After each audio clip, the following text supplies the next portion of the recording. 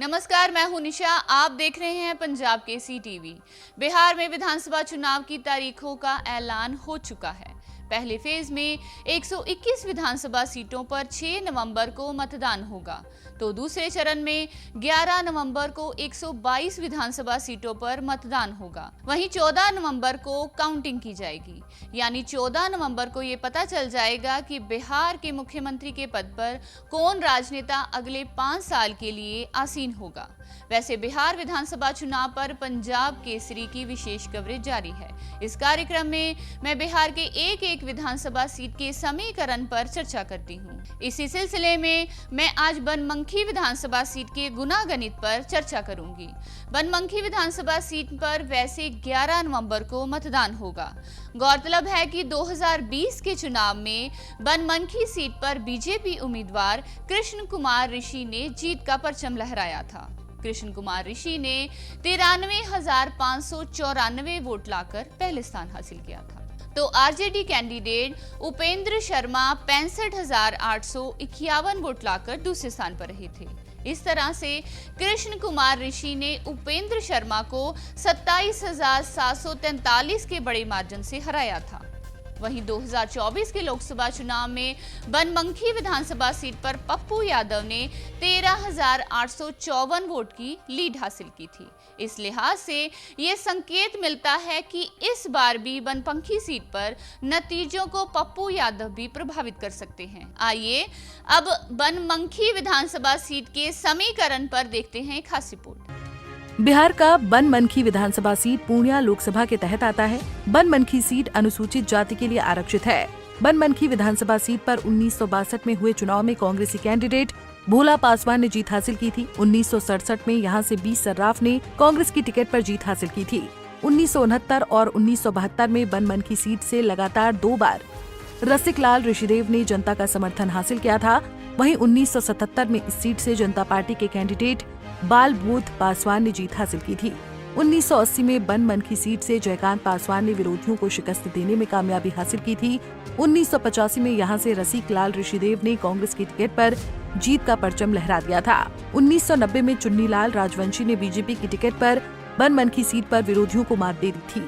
वहीं 1995 में चुन्नीलाल राजवंशी ने जनता दल के टिकट पर बनमनखी में एक बार फिर जीत दर्ज की थी। 2000 के विधानसभा चुनाव में बनमनखी में बीजेपी की टिकट पर देवनारायण रजक ने विरोधियों को मात दे दी थी।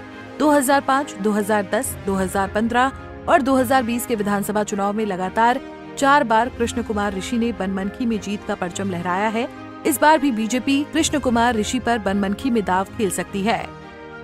वहीं 2020 के चुनाव में बनमनखी सीट पर बीजेपी उम्मीदवार कृष्ण कुमार ऋषि ने जीत का परचम लहराया था। कृष्ण कुमार ऋषि ने 93,594 वोट लाकर पहला स्थान हासिल किया था, तो आरजेडी कैंडिडेट उपेंद्र शर्मा ने 65,851 वोट लाकर दूसरा स्थान हासिल किया था।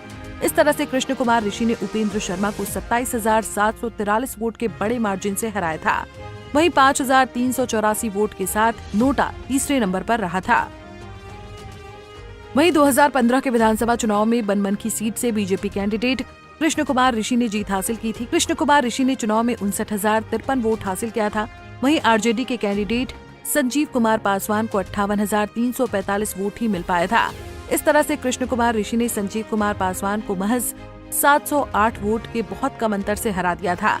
वहीं निर्दलीय कैंडिडेट जयकिशोर पासवान 7,458 वोट के साथ तीसरे स्थान पर रहे थे। वहीं 2010 के विधानसभा चुनाव में बनमनखी सीट से बीजेपी की टिकट पर कृष्ण कुमार ऋषि ने जीत हासिल की थी। कृष्ण कुमार ऋषि ने चुनाव में 67,950 वोट हासिल किया था। वहीं आरजेडी कैंडिडेट धर्मलाल ऋषि ने 23,060 वोट हासिल किया था। इस तरह से कृष्ण कुमार ऋषि ने धर्मलाल ऋषि को 44,890 वोट के बड़े अंतर से हरा दिया था। वहीं निर्दलीय कैंडिडेट श्यामदेव पासवान ने 11,888 वोट लाकर तीसरा स्थान हासिल किया था। वहीं 2005 के विधानसभा चुनाव में बनमनखी सीट से बीजेपी की टिकट पर कृष्ण कुमार ऋषि ने जीत हासिल की थी। कृष्ण कुमार ऋषि ने चुनाव में 38,140 वोट हासिल किया था। वहीं आरजेडी कैंडिडेट कंतलाल ऋषि को 29,320 वोट मिले थे। इस तरह से बीजेपी कैंडिडेट कृष्ण कुमार ऋषि ने आरजेडी कैंडिडेट कंतलाल ऋषि को 8,820 वोटों से हरा दिया था। वहीं सीपीआई कैंडिडेट वीणा देवी ने 7,162 वोट लाकर तीसरा स्थान हासिल किया था। बनमनखी विधानसभा सीट पर यादव, मंडल, स्वर्ण, मुस्लिम, अति पिछड़े, दलित और महादलित वोटरों की अहम भूमिका है।